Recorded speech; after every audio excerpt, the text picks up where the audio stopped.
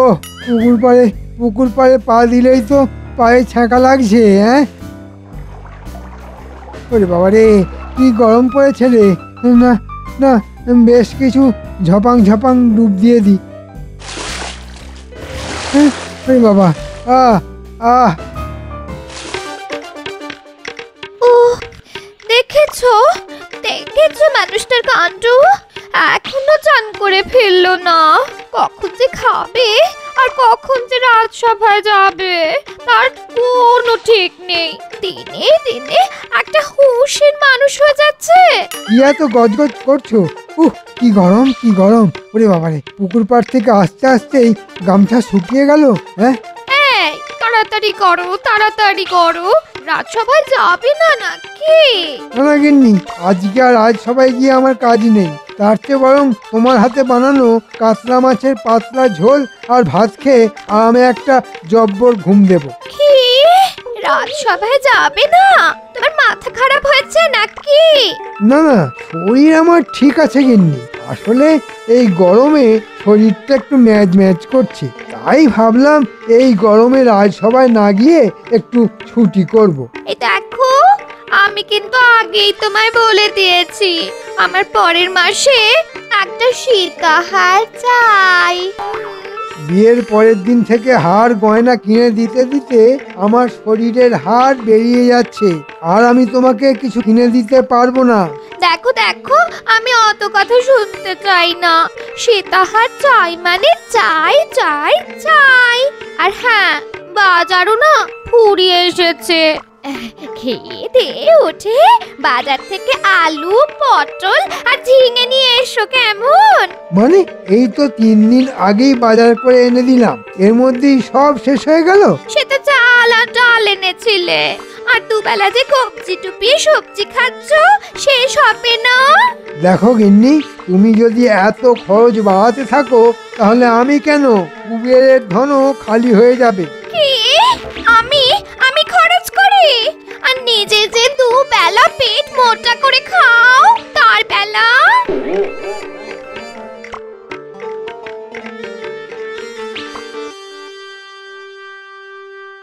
দেখুন মহারাজ, দেখুন, একটা রাজ্যের ভারপ্রাপ্ত মন্ত্রী এখনো পর্যন্ত রাজসভায় এলো না, আর আমি একটু দেরি করে এলে তো একেবারে দক্ষযজ্ঞ বেঁধে যায়। সত্যি মন্ত্রীটা দেখছি দিনকে দিন কেমন অবাধ্য হয়ে উঠছে। ভালো কথা বলছি মহারাজ, ওনাকে বেশি তোল্লাই দিয়ে ওপরে তুলবেন না, নইলে একদিন দেখবেন উনি সব ঘটি বাটি চাটি করে দেবেন। দেখি, একটা ব্যবস্থা তো নিতেই হবে। সব দোষ তো শুধু আমার। বিয়ের আগে তো বলেছিলে তাল পুকুর, এখন তো দেখছি ঘটিও ডোবে না। ওহ গিন্নি, এই গরমে চিৎকার করো না, আস্তে আস্তে। ওহ বাবা, ভাবলাম একটা দিন একটু শান্তিতে ঘরে থাকবো, এখন দেখছি ঘরে মরেও শান্তি নেই। কি ব্যাপার বলো তো, এত বেলা হয়ে গেল, মন্ত্রী এখনো তো এলো না। এই গরমে মন্ত্রীর আবার শরীর খারাপ করলো নাকি? ও সেনাপতি, আগে বলুন মহারাজ। হ্যাঁ, একবার মন্ত্রীর বাড়ি গিয়ে দেখো তো এখনো কেন এলো না, মানে মন্ত্রীর শরীর ঠিক আছে কিনা। আর আমার বাড়ি গিয়ে কাজ নেই সেনাপতি, আমি এসে গেছি। ওই এতক্ষণে এলেন মূর্তিধর মন্ত্রী।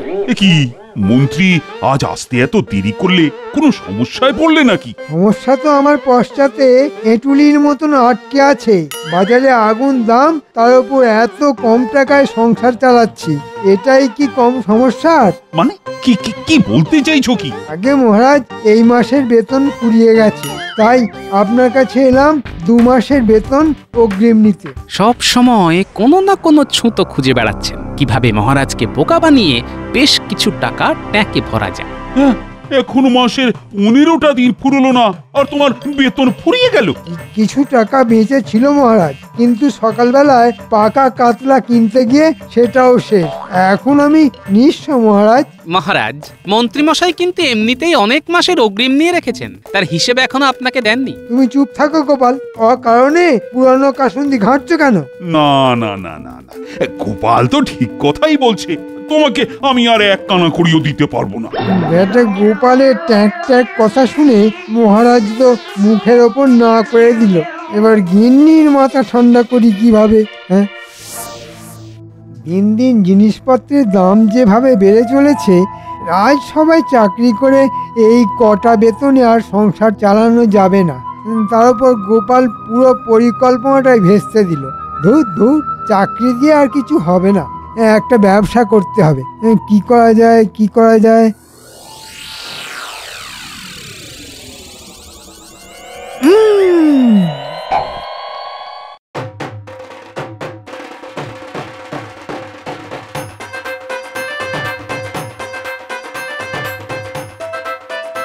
এবার আমি বলটা তো ঝোপের মধ্যে চলে গেল, এবার খেলবো কি করে? চল আমরা সবাই মিলে গিয়ে বলটা খুঁজে নিয়ে আসি। হ্যাঁ চল চল।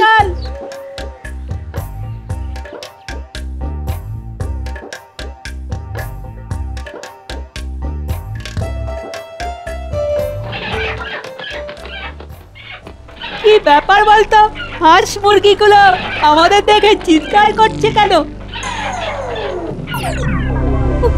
ওরে বাবা রে, ওরে বাবা রে, সিংহ! সিংহ সিংহ, পালাই পালাই পালাই পালাই পালাই পালাই পালাই রে, ওরে বাবা সিংহ, পালাই পালাই।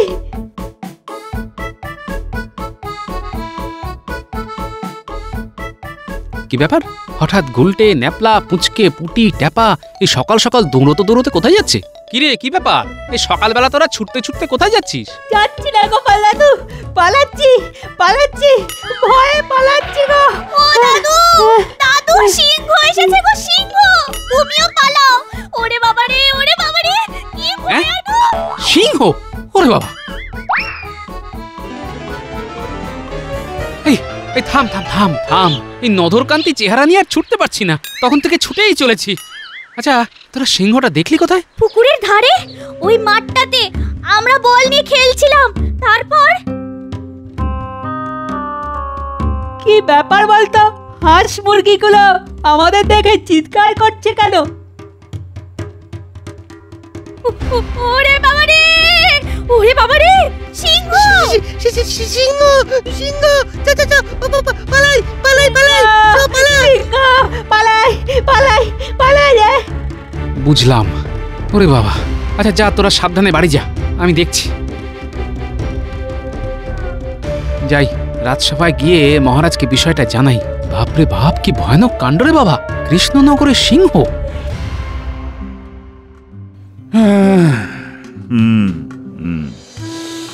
গভীর চিন্তার ব্যাপার। কৃষ্ণনগর রাজ্যে কি আবার চোরের উপদ্রব বাড়লো? মহারাজের জয় হোক। গোপাল, খবর শুনেছ? বিজ্ঞানীর পোষা হাঁস দুটো সকাল থেকে নাকি পাওয়া যাচ্ছে না। মনে হয় এ রাজ্যে চোরের উপদ্রব আবার বেড়েছে। উফ, এত চিন্তায় চিন্তায় আমি এবারে পাগল হয়ে যাব। চোরের উপদ্রব নয় মহারাজ, বলুন সিংহের উপদ্রব। সিংহের উপদ্রব? হ্যাঁ, সে কি? হ্যাঁ নয় হ্যাঁ, সেটাই তো বলতে এলাম। কি কি বলছো কি গোপাল?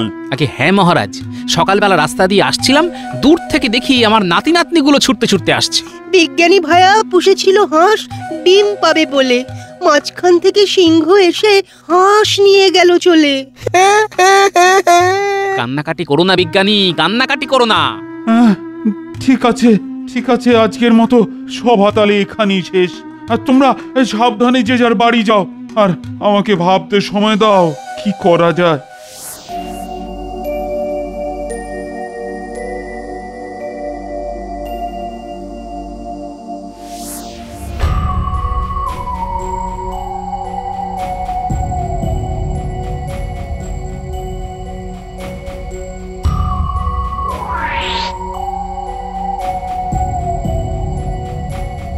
তোদের আবার কি হলো রে? সিংহ সিংহ সিংহ!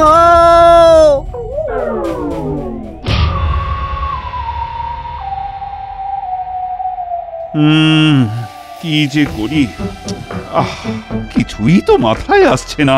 কি করবেন মহারাজ, মানুষ হলে আমি তো ধরে সাহেস্তা করে দিতাম, কিন্তু এই যে তিনটে সিংহ, পশুরাজ সিংহ। প্রণাম মহারাজ। বলা যে এই সকাল সকাল আবার কি মনে করে? আগে মহারাজ, ওই কাল রাতে আমার বাড়িতে একটা সাংঘাতিক ঘটনা ঘটে গেছে। হ্যাঁ, সাংঘাতিক ঘটনা? কি হয়েছে ভোলা?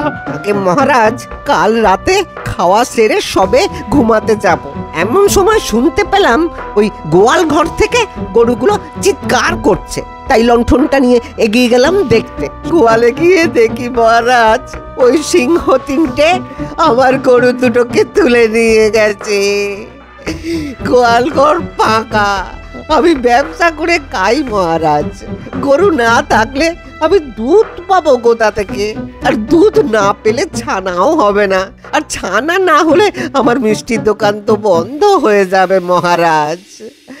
আর দোকান বন্ধ হয়ে গেলে আমায় একেবারে ওই পথে বসতে হবে মহারাজ। আহ ভোলা, কান্নাটা বন্ধ করো। এখন তুমি বাড়ি যাও, আমি আজকে কিছু একটা ব্যবস্থা করছি। ভোলার মুখটা দেখে বড় কষ্ট হয় মহারাজ। মানুষ হলে আমি ধরে সায়স্তা করে দিতাম, কিন্তু এই যে তিনটে সিংহ। পেন নাম নেবেন মহারাজ? এ কি কেলে পচা, তুই কি আবার চুরি করতে শুরু করেছিস? একে না মন্ত্রী মশাই, কাল রাতে আমার ঘর থেকে না দুটো হাঁস চুরি হয়ে গেছে গো। শুনলাম আমার মতো গায়ের অনেকের বাড়ি থেকে এই সিংহ এসে হাঁস, মুরগি, গরু, বাছুর তুলে নিয়ে গেছে। তাই খবরটা জানাতে এলাম। সে কি চোরের ঘরে চুরি? হ্যাঁ, আহ মন্ত্রী, মজা করার সময় এখন নয়। মহারাজ, চুরি সামানি ছেড়ে ওই হাঁসের ডিম বেচেই সংসার চালাচ্ছিলাম, তাও সিংহ তুলে নিয়ে গেল গো। এখন আপনি কিছু একটা করেন মহারাজ, নইলে তো পথে বসতে হবে।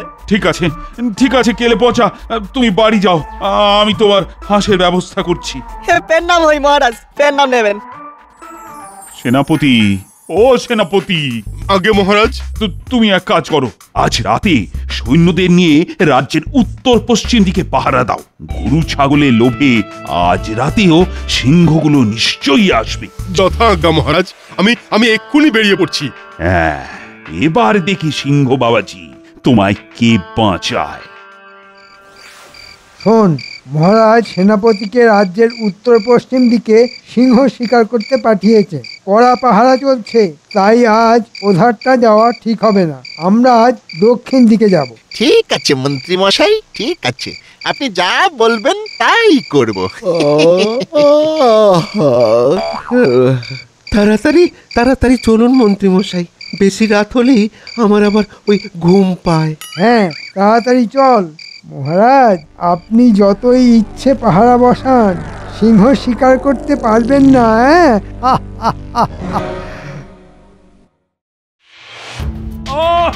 কাল রাতে তোমরা এত পাহারায় থাকা সত্ত্বেও কি করে সিংহ তিনটে গরু তুলে নিয়ে গেল? কি করে? দেখুন মহারাজ, নিশ্চয় পাহারা না দিয়ে নাক ডেকে ঘুমিয়েছে। মানুষ হলে আমি ধরে সায়স্তা করে দিতাম, কিন্তু এই যে তিনটে জল জ্যান্ত সিংহ। মন্ত্রী, যেটা পারবে না সেটা নিয়ে কথা বলো না। যাও সেনাপতি, মুখের সামনে আর হাঁ করে দাঁড়িয়ে থেকো না, বিদেয় হও। আমি তো কিছুই বুঝতে পারছি না। ও গোপাল, তোমার মাথায় কোনো বুদ্ধি এলো নাকি ওই সিংহকে সায়স্তা করার? মহারাজ, আপনি আর লোক পেলেন না? এমনিতেই ভুঁড়ি নিয়ে নড়তে চড়তে 6 মাস, একটা ভাঁড় সে কিনা করবে সিংহকে সায়স্তা? মন্ত্রী, এক কথা বারবার বলো না তো। বলো, কারো মাথায় কোনো বুদ্ধি আসছে কি? আগে মহারাজ, ওই সিংহ ধরলে কি পুরস্কার আছে যদি বলেন, তবে মগজে একটু চাপ দিয়ে দেখতে পারি, যদি কোনো বুদ্ধি বের হয়। হ্যাঁ, যে ওই 3টে সিংহ ধরে এনে দিতে পারবে তাকে 100 মোহর দেওয়া হবে।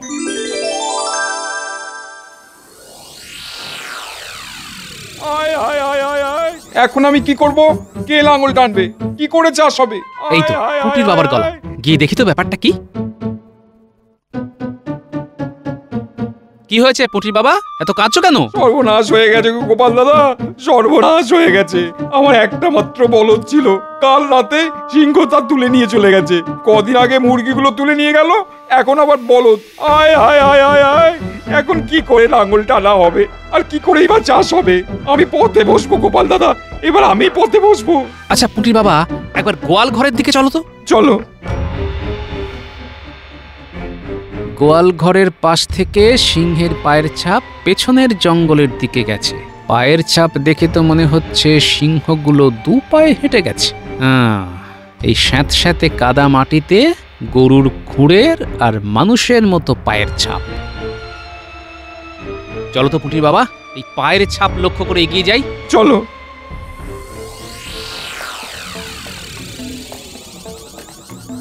আচ্ছা, সোজা এই দিকের রাস্তায় তো মনে হচ্ছে জঙ্গলের দিকে ঢোকে। আমার কিন্তু খুব ভয় করছে গোপাল দাদা, শেষে যদি গরু খুঁজতে গিয়ে সিংহের পেটে যাই।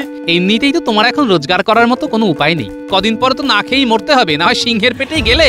চলো না। এরকম ভাবে বলো না গোপাল দাদা, ঘরে স্ত্রী সন্তান আছে, আমি মরে গেলে ওদের কি হবে? ঠিক আছে ঠিক আছে, এখন চুপচাপ চলো, আর কোনো কথা বলো না।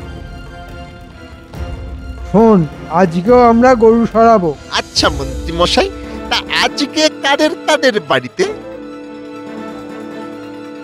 প্রথমে মদন গোয়ালা, তারপর পরাণ চাষির বাড়ি। ওহ, ভাবা যায় না, কদিন পরে আমি লাখপতি হয়ে যাব। গরুর দুধ আর হাঁস মুরগির তাই ডিম জন্য বেচে। বলেছিলেন, হ্যাঁ? মানুষ হলে আপনি শায়েস্তা করে দিতেন, সিংহ বলে পারছেন না। এবার দেখুন মন্ত্রী মশাই, আমি আপনাকে কেমন শায়েস্তা করি। মন্ত্রী মশাই, আপনি ঘুঘু দেখেছেন, কিন্তু ঘুঘুর ফাঁদ আমি আপনাকে দেখাবো। পুটির বাবা, বুঝতে পারলে তো কার কাছে সব গরু মুরগি আছে? কাল সকালের মধ্যেই তুমি সব ফেরত পেয়ে যাবে। এখন শুধু আমাকে একটা কাজ করতে হবে।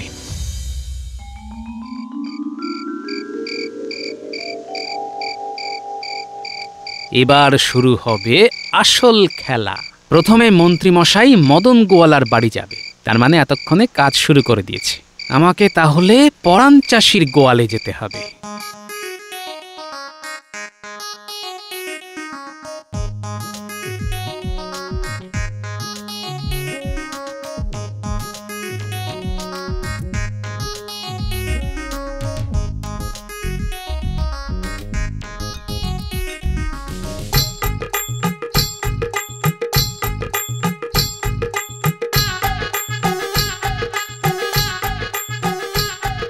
এই মরেছে, এ তো দুপিয়ে গরু, ওদের বেঁধে ফেলো।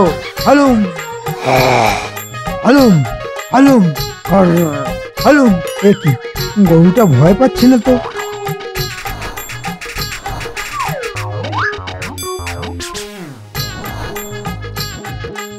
মাথা হলো, এবার ধোলাই হবে। ওরে বাবা রে, ও ওরে বাবা রে, পড়ে গেলাম রে, ওরে বাবা রে, ওরে মরে গেলাম রে, ওরে বাবারে বাবারে। এ কি, একটা গরু তিনটে সিংহকে ধরে মারছে। ও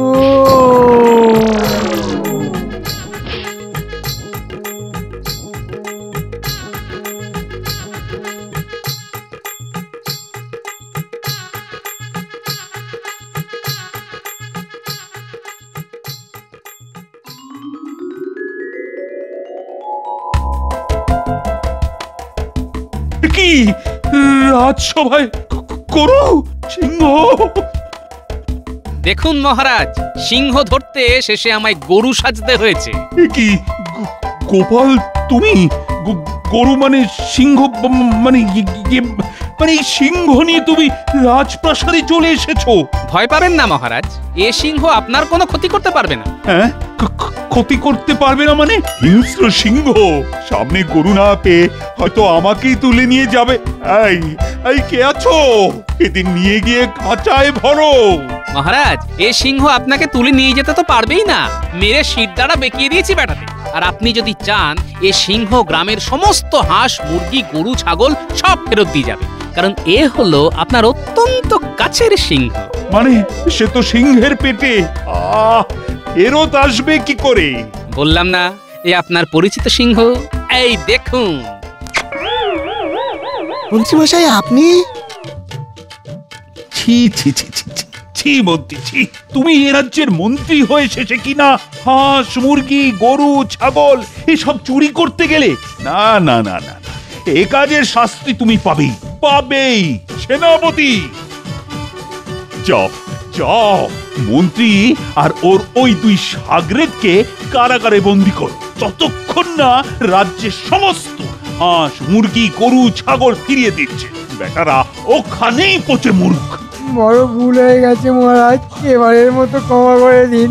এ কাজ আর জীবনেও করব না। আমি ভেবেছিলাম গরুর দুধ আর হাঁস মুরগির ডিম বেচে বড়লোক হব। আপনি তো আমাকে অগ্রিম বেতন দিলেন না, সেই জন্যই তো। অগ্রিম বেতন? হ্যাঁ, তোমাকে তোমাকে আমি রাজসভার চাকরি থেকে বরখাস্ত করলাম। আমার আমার সব শেষ হয়ে গেল। সাবাস সাবাস গোপাল, এর আগে তুমি তোমার বুদ্ধির পরিচয় দিয়েছো, আর আজ গরু সেজে সিংহ শিকার করে তুমি তোমার সাহসের পরিচয় দিলে। এই সবাই বলো বলো, জয় গোপালের জয়, জয় গোপালের জয়, জয় গোপালের জয়। সত্যি গোপাল, আজ তুমি তোমার বুদ্ধি আর সাহস দুটোরই পরিচয় দিলে। এই নাও তোমার পুরস্কার 100 মোহর।